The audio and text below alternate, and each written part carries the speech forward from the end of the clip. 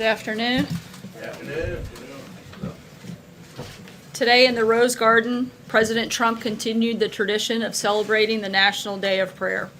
The President also signed an executive order to ensure that all faith-based communities have strong advocates throughout his administration. The President encourages people of all faiths across the country to join together and pray for our nation. In that same light, President Trump extends his thoughts and prayers to the 9 victims and their families of yesterday's military plane crash in Savannah, Georgia. The 9 members of the Puerto Rico National Guard, who had a combined 167 years of service, were on an official mission. The President has been briefed on the incident and will work with the Department of Defense to provide assistance and resources to the Puerto Rico National Guard. As you all know, President Trump's nominee to lead the CIA, Gina Haspel, is scheduled to appear before the Senate Intelligence Committee next week. In her 33 years at the agency, Acting Director Haspel has held senior positions around the globe, overseeing covert operations and counterterrorism efforts to protect the homeland. She's one of the most qualified, most capable individuals ever nominated to lead the CIA. We are seeing widespread support from across the political spectrum and within the intelligence community.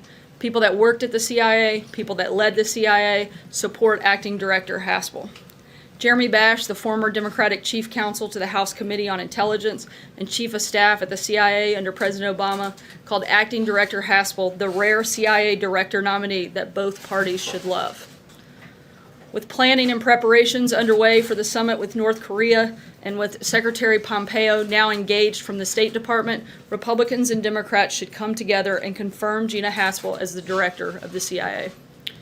Today we also mark World Press Freedom Day. This comes after a recent suicide bombing in Afghanistan, claiming the lives of at least 10 journalists. Many journalists around the globe do their jobs at great risk every day. The United States stands in solidarity with these men and women who work for free and open societies. And with that, I will take your questions. Zeke. Thanks, sir. First, just a quick question. I don't know if you saw the news out of Iran. Foreign Minister's video statement saying that Iran would not renegotiate or add on to the JCPOA. How does that influence the president's thinking? Do you have any response to that? We don't have any announcements at this time. When the president has a final decision on what he will do in terms of the JCPOA, we'll let you know. And secondly, on the other topic in the news today, could you explain why the president, when he answered questions to reporters a few weeks ago about the $130,000 payment for Michael Cohen to Stormy Daniels, why the president was not truthful with the American people and with the people in this room?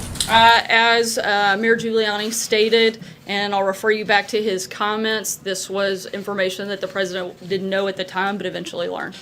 Jonathan?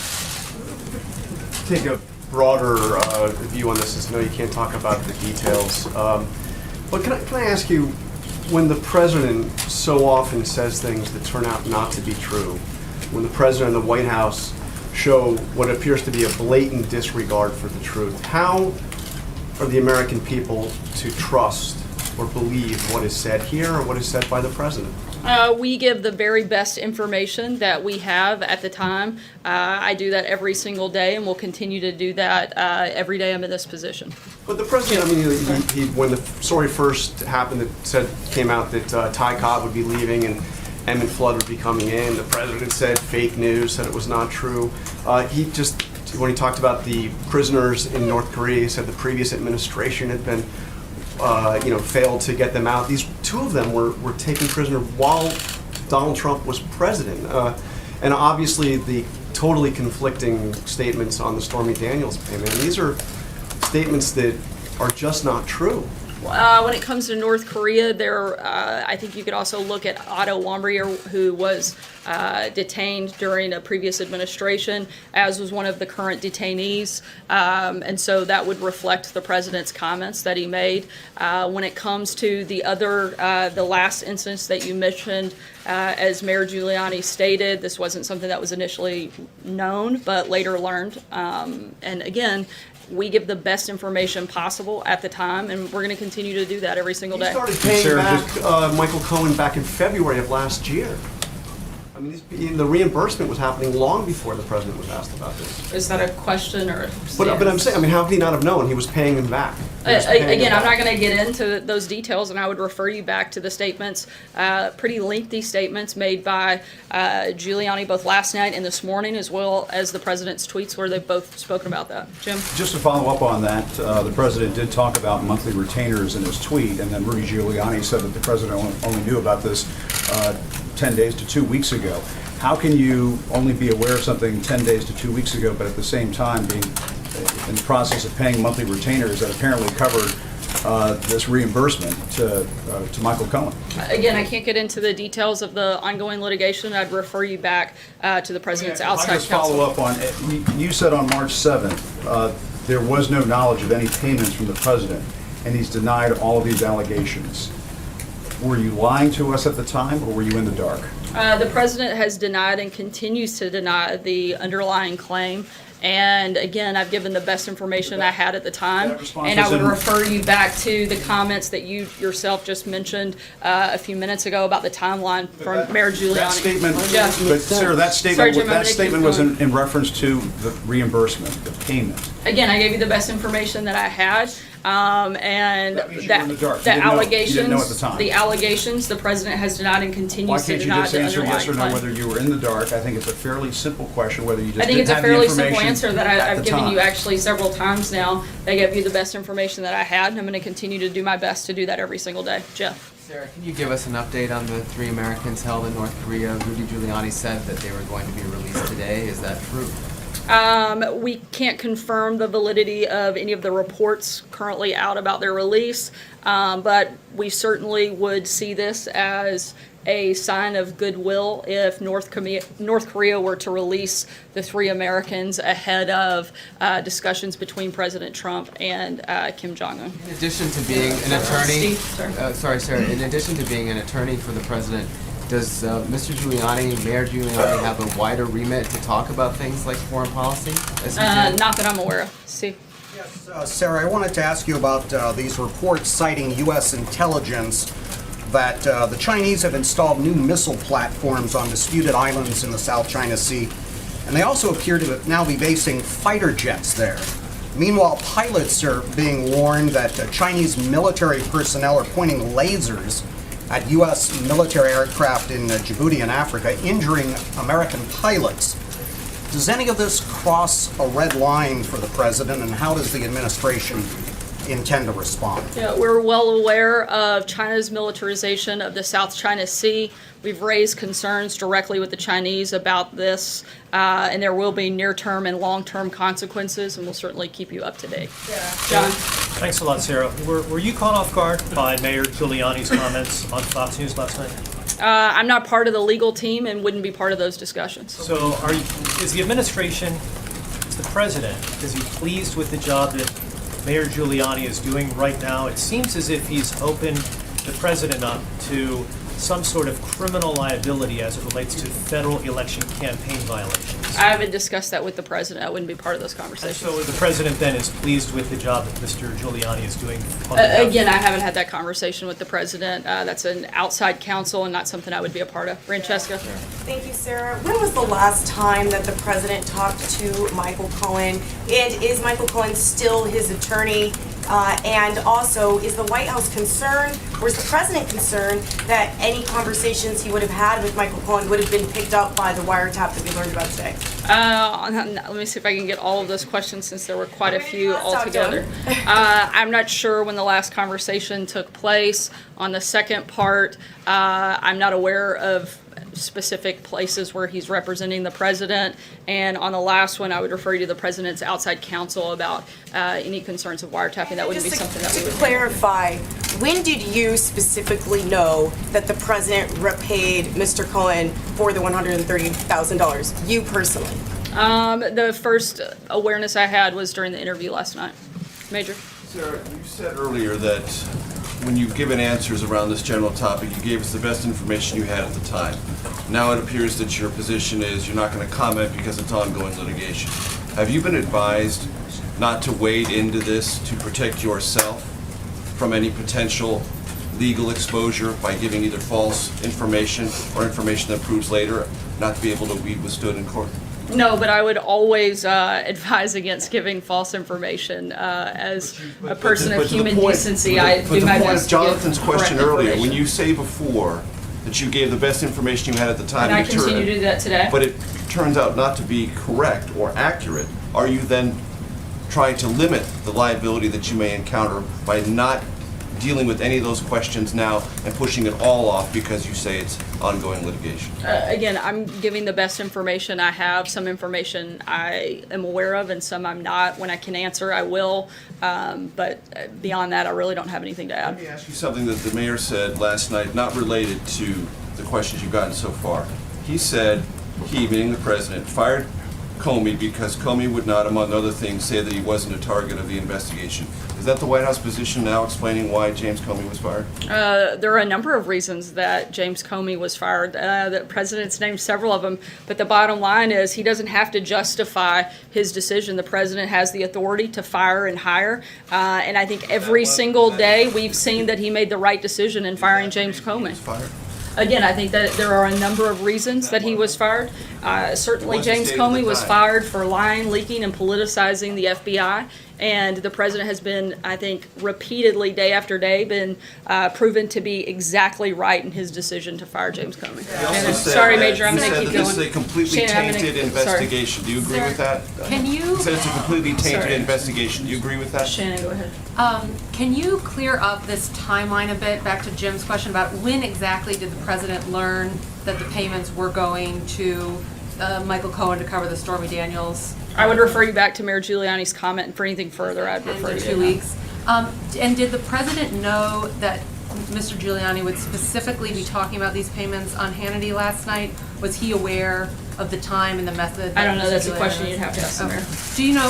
Thank you very much. A follow-up to Jeff's question. Jay Sekulow and Rudy Giuliani have both commented publicly on the North Korean hostages. Are they involved in any way in efforts to secure their release? Not that I'm aware of. Why are they commenting on this? That's a question you'd have to ask them. I don't speak for people on the outside. Christopher? Is the president concerned that his own Justice Department authorized a wiretap that may have gathered communications between him and his personal attorney, Michael Cohen? Again, I'm not sure of the comments on that report or the claims in that report. That's something that you would have to talk with the Department of Justice and the president's outside Was the president counsel. concerned when he learned the reporting that Michael Cohen's phones were I wiretapped several days before? I the haven't raid? talked to him about that, and again, I can't verify the validity of that report. Just going back to the payments question, how many payments did the president make to Michael Cohen after the election? You'd have to ask the president's outside counsel. But Sarah, you're standing there Sorry, speaking Christopher. for the president. Can I just ask you about Rudy Giuliani's comments? Rudy Giuliani said this morning, imagine if that came out on October 15th, 2016, in the middle of the last debate with Hillary Clinton, a reference to the payment. So does the White House now acknowledge that that payment was made with politics in mind? Again, I'm not aware of the back and forth, and I would refer you to the president's outside counsel. Sarah, yesterday the president threatened to get involved in the Justice Department if memos were not turned over in a timely manner to the House Intelligence Committee. What actions is the president considering taking, and what does a timely manner mean to the president? How soon does he want the unredacted version of the special counsel Probably memo? yesterday. But in is he terms threatening to of do? what he might do, as the president likes to say, we'll see what happens. Olivia? Thank you, Sarah. On the Haspel nomination, would you remind us what the president's position is regarding the potential use of interrogation tactics that meet international definitions of torture? I'm not sure what those two things are you're trying to connect. I know that Acting Director Haspel has done everything appropriate under the law, and she's going to be a great CIA director, and we look forward to her being confirmed. John? Yeah, thank you, Sarah. Question on Russia. This morning, the Financial Times reported that Alexei Kudrin, a former close associate of President Putin and a strong advocate of warmer relations with the United States, may well be rejoining his government. This raises another question. You've said that the president would have a summit with Mr. Putin sometime in the near future. Can you give us any clues when that'll be? Has anything been determined on a possible Trump-Putin summit? Nothing has been finalized on that front. I think the next big summit, if you will, I'll borrow your word, that the president will engage in will likely be between President Trump and Kim Jong-un. Beyond that, I don't have any updates. There'll be no meetings. It's likely that there's no meetings with President Putin before the Kim-Trump summit. Not that I'm aware of. Certainly nothing is finalized at this point, but certainly the president would still be very much open to sitting down with leader of Russia. Emerald? Thank you, Sarah. Following up on Sagar's question, in regards to those memos and the congressional oversight, Rosenstein is saying this is extortion. What is the White House's response to him calling it extortion? And does the president support the Freedom Caucus's articles of impeachment for Rosenstein? The president would like to see the request of Congress to DOJ met. I haven't had a conversation with him about the articles of impeachment. Cecilia?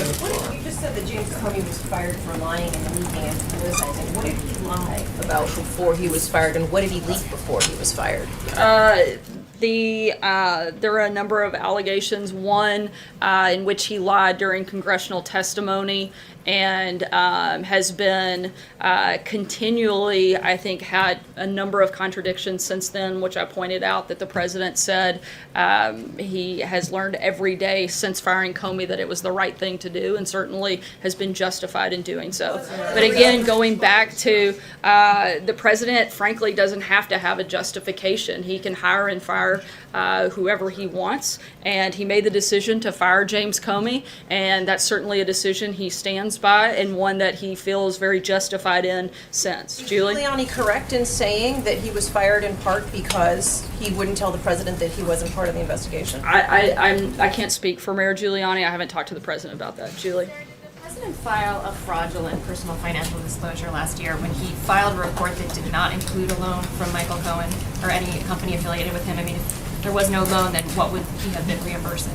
I don't know. You would have to talk to the president's outside counsel. Brian? Can you say why he was talking with Giuliani about the North Korean prisoners, given that he doesn't have a high-level clearance? I'm not aware that they spoke about that, so I don't know. Was he aware that Giuliani was going to be talking about them on TV during the negotiations? Again, I'm not aware that they spoke about it, so I can't answer that. Brian?